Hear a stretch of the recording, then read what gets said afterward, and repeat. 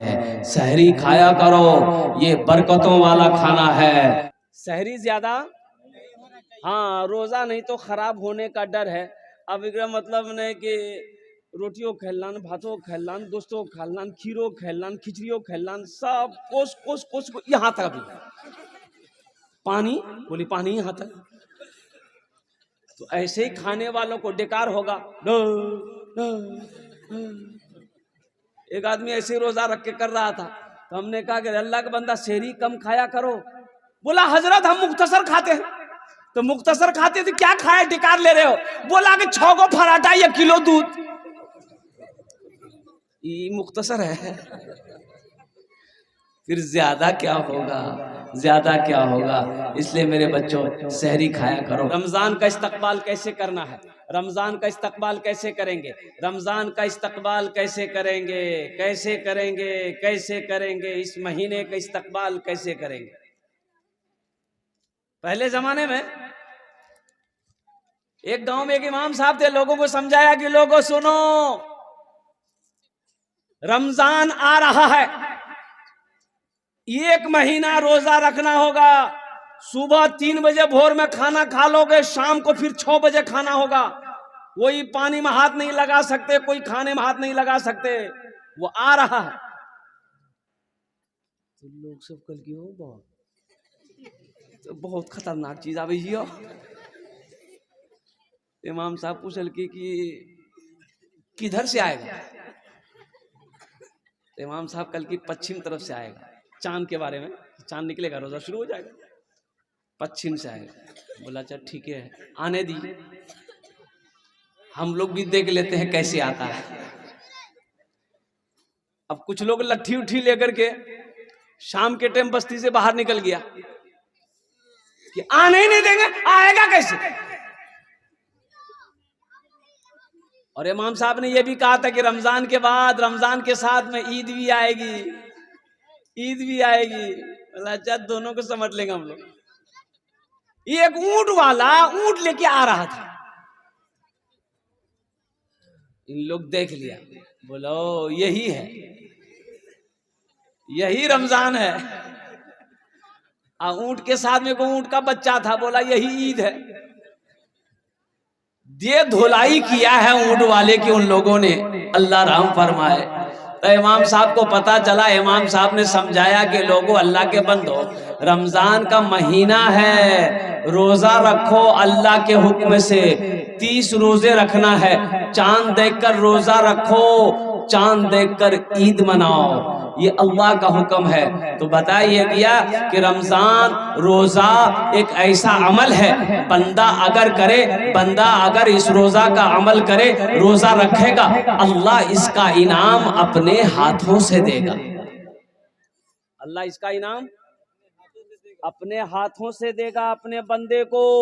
इसलिए मुसलमानों, इसलिए मेरी माँ बहनों, इसलिए मेरे नौजवानों, इसलिए मेरे बच्चों, रोजा पाबंदी के साथ रखना, रोजा छूटने ना पाए, रोजा टूटने ना पाए। हाँ बीमारों के लिए छूट है, जो बीमार है, बहुत बीमार है, इतना बीमार है कि अगर वो रोजा रखता है तो जान पर खतरा है, उसके लिए रोजा माफ है। वो जब अच्छा होगा तब उसके बाद वो कज़ा रोजा रखेगा, लेकिन अभी उसके ऊपर में रोजा नहीं है, बीमार है तो दवाई खाइए आप और कुर्बान जाओ। अच्छा बच्चों का रोजा, जो छोटे छोटे बच्चे 3 साल 4 साल 4 साल 5 साल का बच्चा, बच्चे लोग जिद करते हैं मियाँ हम रोजा रखो, मियाँ हम रोजा रखो, हम रोजा रखो। सहरी खाएगा, आज सुबह फिर नाश्ता ढूंढेगा। तो ऐसे बच्चों को सहरी खिला दीजिए, आज सुबह उठा के नाश्ता भी करा दीजिए, और उसको बोल दिए तो एक रोजा भाग लो। आज दोपहर में फिर खाना खिला दिए, उसको बोल दिए 2 रोजा भाग लो। आज साहे अफ्तारी खिला दिए, 3 रोजा भाग लो। तो इंशाल्लाह पाबंदी के साथ 30 रोजे रखेंगे इंशाल्लाह अल्हम्दुलिल्लाह।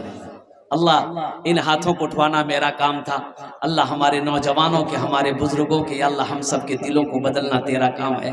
अल्लाह ये आने वाला मुकर्रम महीना, मोहतरम महीना, इस महीने के इकराम करने की, एहतराम करने की, या अल्लाह पाबंदी के साथ 300 रोजे रखने की हम सबको तौफीक और रफीक अता फरमा दे। आमीन बोले अल्हम्दुलिल्लाह। मस्जिद का जलसा है, मस्जिद अल्लाह का घर है। वो अल्लाह जिसने हमें पैदा किया है, वो अल्लाह जो हमें खिलाता है, वो अल्लाह जो हमें जिंदा रखा है, वो अल्लाह जो एक दिन मौत देगा फिर अपने सामने खड़ा करेगा। फिर मेरा अल्लाह पूछेगा, मेरा बंदा दुनिया से आया है, मेरे लिए क्या लाया है? मुसलमानों क्या जवाब दो? बखील जन्नत में नहीं जाएगा। बखील जन्नत में, अरे बोलो भाई, बखील जानते हैं ना? अरे बखील जानते हैं? नहीं जानते? नहीं, बहुत लोग नहीं जाने।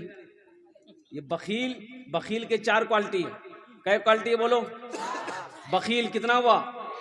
कंजर, कंजूस, मक्खी चूस।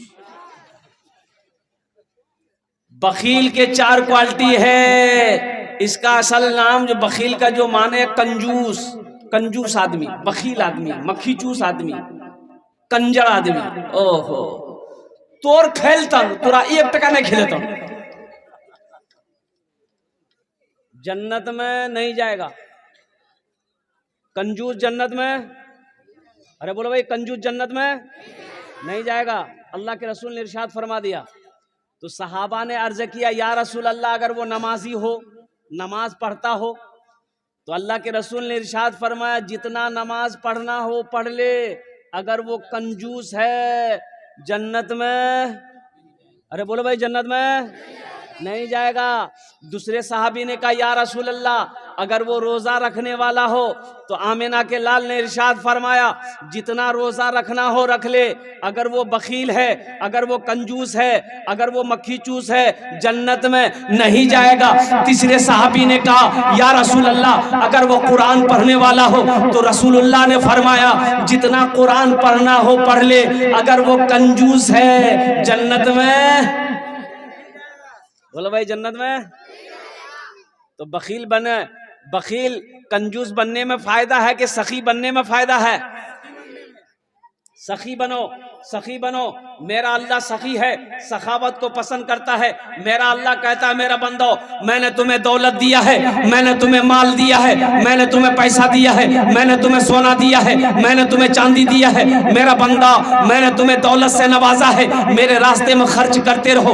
तुम खर्च करते रहोगे, हम तुम्हें देते रहेंगे। अगर तुम रोक लोगे तो हम भी रोक लेंगे।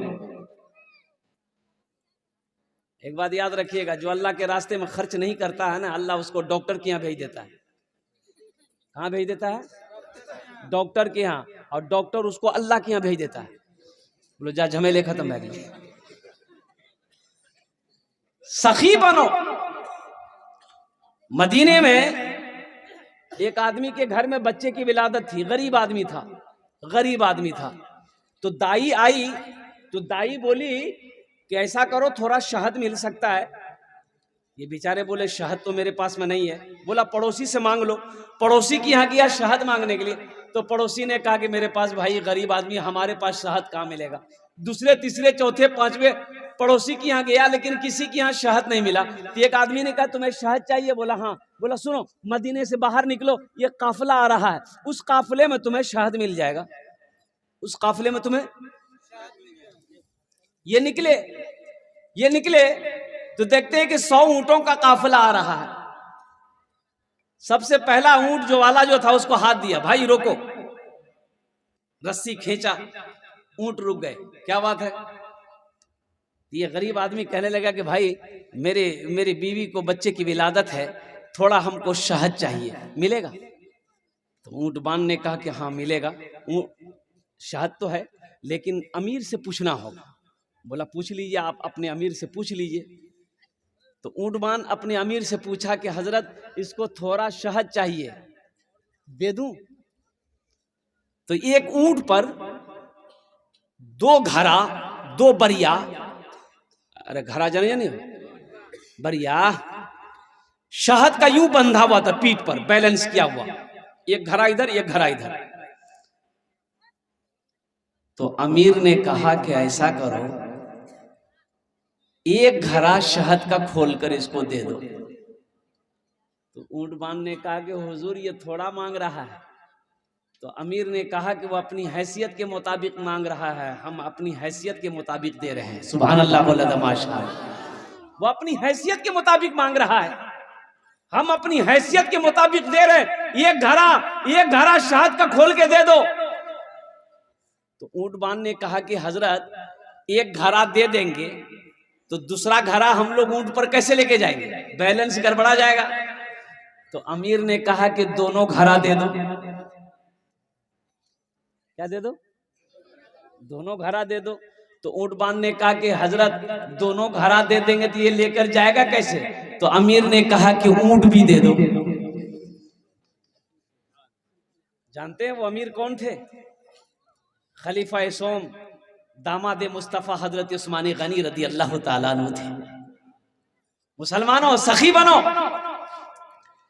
वो उस्मान जिसको अल्लाह के रसूल जनाब मोहम्मद रसूलुल्लाह सल्लल्लाहु अलैहि वसल्लम ने कई मर्तबा जन्नत की सर्टिफिकेट दे दिया कि लोगों मुसलमानों जन्नती अगर किसी को देखना हो तो वो उस्मान को देखिए।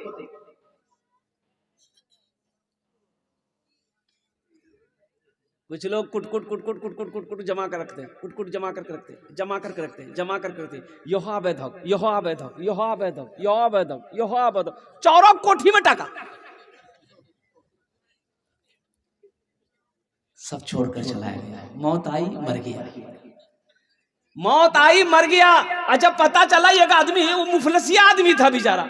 अरे बाप रे बाप, या धरिया पी निकले, धरिया लुंगी नहीं पीने वो एक तक गमछा लपीटी ले और घरों में रहेंगे नहीं, खाली धरिया पे निकले।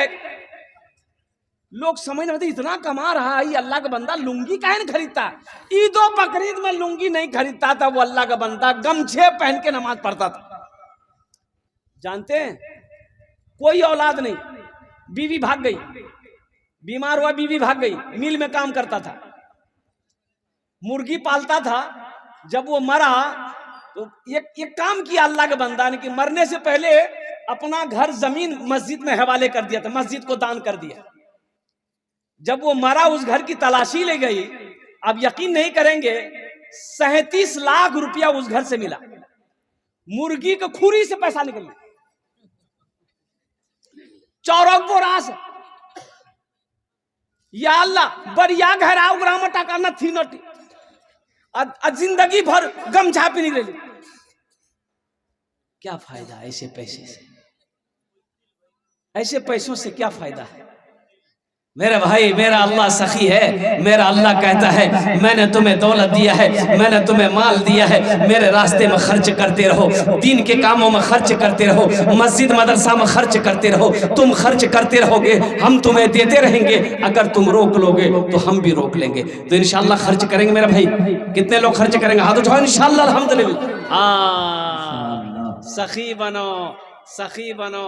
अल्लाह सखावत को पसंद करता है, अल्लाह दान को पसंद करता है। और एक बात याद रखिएगा, बखील कंजूस अल्लाह से दूर, जन्नत से दूर, जहन्नम के करीब। और जो सखी है, जिसका हाथ खुला हुआ है, वो अल्लाह से करीब है, जन्नत से करीब है, जहन्नम से दूर।